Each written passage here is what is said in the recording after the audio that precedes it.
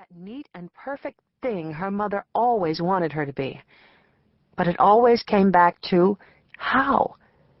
Not how to become, but how to forever be that thing. With all the swerves and wild twisting that the day could bring, how? That question had never been sorted out clearly for Aya. Her mother would tell her to get proper rest, to eat, to study, and to be on time. But she never told her how to make sense of the confusion and all of the hurt stacked up inside her, stacked and cluttered, chaotic and dusty. As much as she could then, Aya relied upon the judge, her probation officer, and even her mother when they said, "Just follow the rules." "Please," her mother would plead, "just do what they say." Which Aya did. But it didn't help that no one ever said what to do when the rules didn't make sense, when the rules were stupid. That's where Aya had always stumbled. When she came across a rule that didn't fit into her life. But for the last 7.5 months, and even before that, back when she still had to report to Mr. Wright, Aya had followed the rules, even when they seemed ridiculous. Like the curfew that was so crazy it almost dared her to violate it. The year Aya was turning 18 years old, she was supposed to be in the house by 6 o'clock on weekdays and by 8 o'clock on Fridays and Saturdays. Now, with probation over, she no longer had a court-ordered curfew, but Miriam still insisted that Aya be home as early as possible. 8 o'clock, Sunday through Thursday. The weekends were negotiable, but not by much. Every now and again, Aya would push, though lightly. She would mumble something about wanting to hang out, just hang out. And Miriam would not only remind Aya of the girl's own troubled history, just hanging out, but she'd also make a cryptic reference to Aya's father. Something about how he had learned the hard way about running the streets. "What do you mean, Mama?" Aya wanted to know. She wanted to know because these vague remarks Miriam made from time to time about Aya's father countered the image she had in her head of the war hero. Miriam never explained, though, beyond remarking with an almost imperceptible measure of sarcasm that he didn't spend the whole of his life in the military, and when he was out in these streets, he didn't always make the right choices. Once, during a stilted 4-sentence conversation about Aya's father, Miriam wandered out of the room muttering something about the need to always buck authority. What was she talking about? Aya wanted to know. But there was no way to know. Not from this woman, not from her mother. Besides, the last thing Aya wanted to do was upset anyone, which is why she always let her questioning go. She usually made it home even before dusk settled in, and she concentrated on her schoolwork. Because her grades were so high, she told her mother that she hoped to get a scholarship for graduate school. "To study what?" Miriam asked one morning as she made herself a cup of coffee. "Psychology, I think," Aya answered matter-of-factly. "I want to understand people so I can help them." Miriam had just looked at her daughter and nodded. She said nothing. Aya had looked at her mother that day, waiting for engagement, but it didn't come. And when it didn't come, it never came. She slipped, Aya did, back into her mind, back into her plan of finishing school, getting a job, moving out, doing her own thing, really living her life. For now, though, she'd have to tolerate this life, as constrained, unclear, and frustrating as it was. There was one thing Aya found completely unfair, nearly intolerable. It was the mandate about Dawn. She was not to hang out with her. As if it had been Dawn who was the bad influence. As if it had been Dawn and not Aya who would fight anybody, try anything, go anywhere. As if it had been Dawn and not Aya who had mastered the art of lying. Dawn and not Aya, who had the courage to get all hooked up and make fake IDs and go out to the clubs and flirt with men twice their age. Dawn would never have done any of that.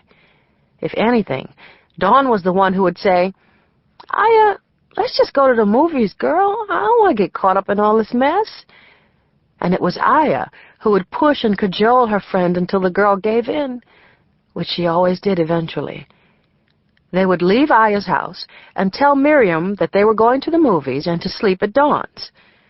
Miriam didn't know that Dawn's mother, the only parent in the home, worked nights. Miriam would say, as she said every time, "Okay, all right, I'll give you a ring before I go to sleep to say good night." "Okay, Mom," Aya would say, before bouncing out of her house with a smirk. She knew Miriam would call by 10:30, and sometimes when she called, they would have the television turned up as though they were watching a show. Sometimes they pretended to be sleeping. But by 11 p.m., the girls were dressed and made up. Their nails were done, their hair was done, and they were heading out to the club. And despite the fact that when they started doing this, neither girl was yet 16, makeup, fake out-of-state IDs, and especially Aya's confidence, convinced people that they were 25. They would get in the club and begin dancing immediately. Even though they had to start out dancing together, in almost no time a couple of brothers would come over and join them, and Aya, dancing and winding sexy, would always talk men into buying them drinks. On the night that Aya still replayed in her head, there had been these two men, friends, who were such excellent dancers, so generous, so fine and sweet, that when one of them asked Aya to come back with them to their apartment, she had agreed to it. And then she convinced Dawn to come along, that it was going to be fun. Together, the girls went with the men to a building that was just over the 138th Street Bridge. The men lived in a loft at the edge of the Bronx, where Aya imagined she would be taken to the edge of her fantasy, her secret Prince Charming fantasy. It was the one she had had for the whole of her life, the one that had her being claimed by somebody, claimed and cherished.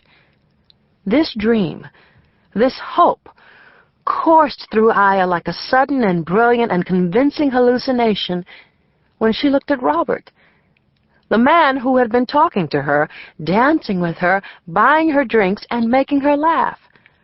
And Robert, who was carved, beautiful, deep brown, thick and shining. Aya thought maybe this was him, the man who would love and take care of her, the man who would make her feel as though she belonged somewhere.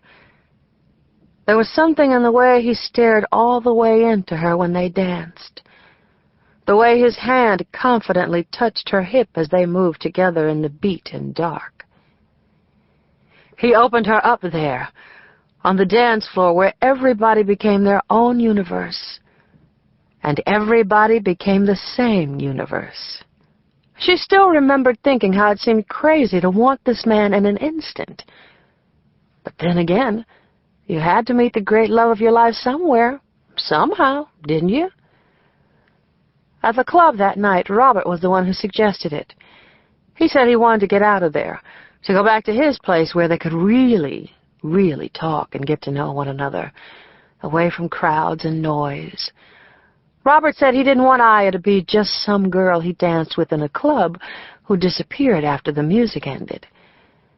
And it was after this plea, this sweet plea that made Aya feel desired and hungered for, that she took Dawn into the ladies' room and said, "Come on, let's go with them. We'll have fun. They're really nice. Plus, it's perfect timing since your mother's in Atlantic City for the weekend. Come on." At first, Dawn had said, "No, Aya, we don't know them. I don't want to." She'd said, "Aya, I don't want to do this. Please, please." But Aya had pushed her. Aya had told her not to be so damn afraid of everybody.